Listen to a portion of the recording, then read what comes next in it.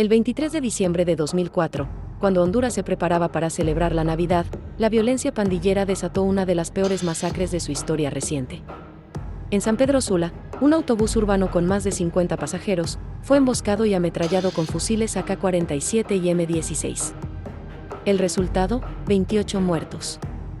Entre ellos, 6 niños y más de 20 heridos. Un ataque que paralizó a todo el país y lo convirtió en noticia mundial. Medios internacionales reportaron inicialmente entre 23 y 28 víctimas, mientras se consolidaban las cifras. La masacre ocurrió en la colonia San Isidro de Chamelecón, 220 kilómetros al norte de Tegucigalpa. El autobús urbano volvía a casa lleno de familias, trabajadores y niños, que regresaban con regalos y comida para la Nochebuena. Según el portavoz de seguridad, Leonel Sauceda, los atacantes atravesaron 1 o 2 vehículos frente al bus. Unos 7 hombres armados descendieron y abrieron fuego indiscriminado. Los disparos venían de todos lados. Desde el frente, los costados y la parte trasera. Según reportes periodísticos de la época, señalaron que un auto cortó el paso al frente y otros dispararon desde atrás, cerrando la vía de escape. El chofer, Guillermo Salgado, de apenas 21 años, murió al volante, igual que su ayudante Víctor Ramírez. Dentro de la unidad, quedaron regados los cuerpos, junto con las bolsas de regalos y víveres que la gente llevaba para la cena navideña. Una sobreviviente relató: "Yo no vi cuántos eran. De repente, fue cuando oí disparar y disparar. Se paraban y volvían a disparar. Ya me había salvado, pero cuando se fueron hacia el otro lado, fue cuando me balearon". El bus llevaba alrededor de 53 pasajeros. Muchos regresaban del trabajo y otros de hacer compras navideñas. El ataque ocurrió alrededor de las 19:30. En el lugar murieron 16 personas y otras fallecieron en hospitales. Antes de huir, los sicarios colocaron en el parabrisas del bus un enorme papel rojo, como si fuera una tarjeta navideña. En ese panfleto, cuyo contenido exacto nunca fue divulgado en detalle, había insultos y amenazas directas al presidente Ricardo Maduro, al presidente del Congreso, Porfirio Lobo, y al ministro de Seguridad, Óscar Álvarez. Advertían a Lobo, precandidato presidencial, que desistiera de su plan de reinstaurar la pena de muerte. El escrito llevaba las iniciales MS y también hacía referencia al grupo guerrillero Cinchonero, que había operado en los años 70 y 80. Pero las autoridades descartaron esa hipótesis, todo apuntaba a la MS-13. En mensajes iniciales, se atribuyó el ataque a un supuesto grupo revolucionario contrario a la pena de muerte. Con el avance de la investigación, la responsabilidad se consolidó en la MS-13. Ese cartel tenía un estilo irónicamente navideño. Cartulina roja con frases ofensivas y amenazas. Como si fuera una tarjeta de Navidad ensangrentada. Para los investigadores, fue un mensaje político contra la mano dura del gobierno. Murieron 28 personas, entre ellas 6 niños de entre 2 y 15 años. Uno de los casos más dolorosos fue el de Carlos Contreras, un taxista que perdió a su esposa Zulema y a 2 hijos pequeños, de 2 y 13 años. Los heridos oscilaron entre 14 y 29, según los primeros partes. La cifra se fue ajustando a medida que avanzó la noche. Una víctima recibió 27 impactos de bala en el cuerpo. El Hospital Mario Rivas de San Pedro Sula colapsó de heridos esa noche. El director, Danilo Cruz, confirmó: "En el hospital han muerto hasta ahora 12 personas, 2 niños y 10 mujeres. Atendemos a 14 heridos". El presidente Ricardo Maduro viajó inmediatamente al lugar del crimen, acompañado del ministro de Seguridad y el de Defensa. Declaró: "Anoche perdimos una batalla, pero estamos ganando la guerra contra la delincuencia". Ordenó un despliegue de 1.200 policías y militares en San Pedro Sula y 1.300 más en Tegucigalpa, y ofreció recompensas de hasta $50.000 por información de los responsables. Maduro interpretó públicamente la masacre como una advertencia, para forzar al Estado a retroceder en su ofensiva anticrimen. Maduro aseguró que fue un ataque premeditado, y lo definió como un ataque contra todos los hondureños. Esa misma noche fue detenido Alexis Ramírez, de 23 años, miembro de la MS-13 y exconvicto. Confesó haber participado en la masacre.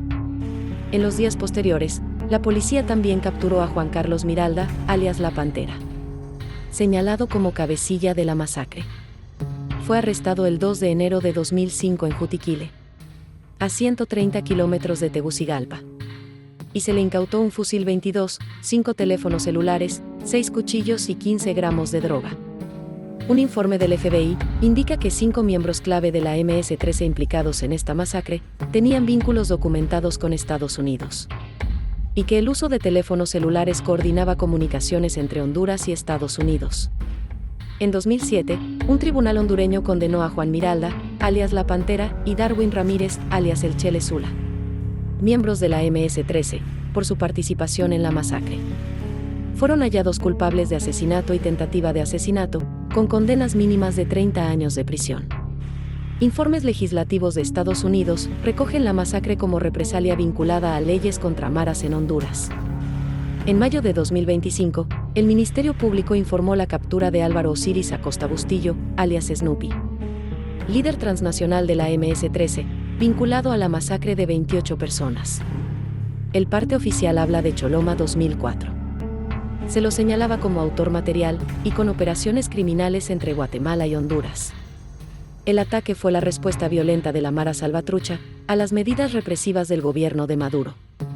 En 2003, el Congreso aprobó la llamada Ley Antimaras, que castigaba hasta con 12 años de cárcel a los miembros de estas pandillas.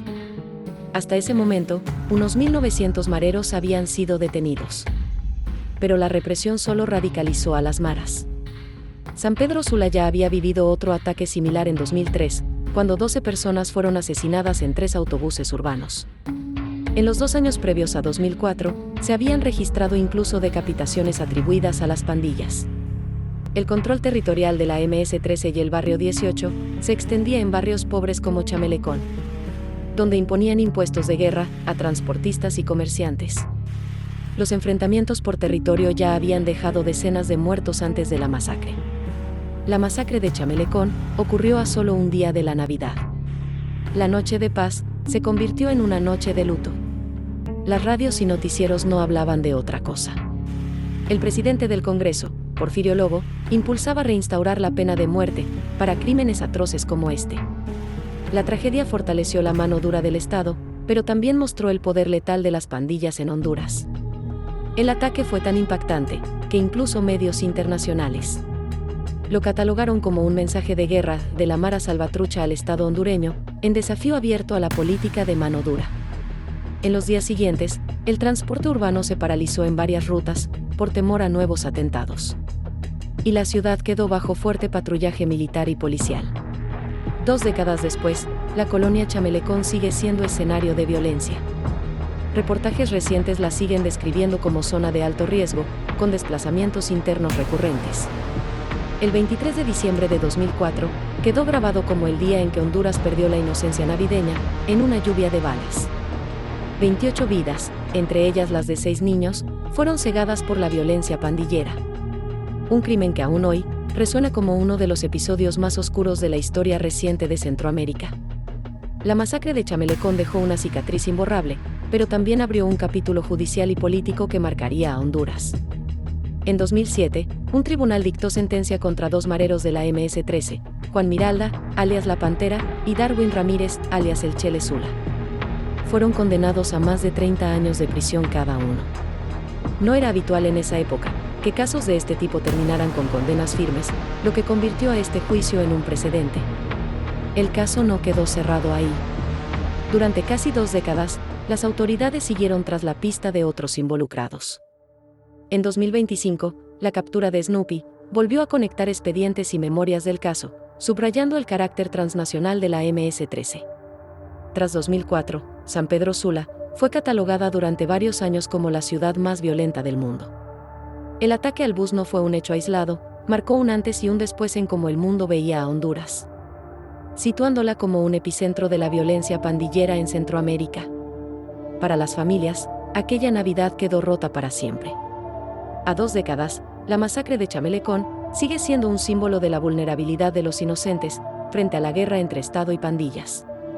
Si esta historia te impactó, suscríbete. Deja tu opinión. ¿Hubo justicia? ¿Esto podría pasar en tu país, en tu ciudad? Te leo.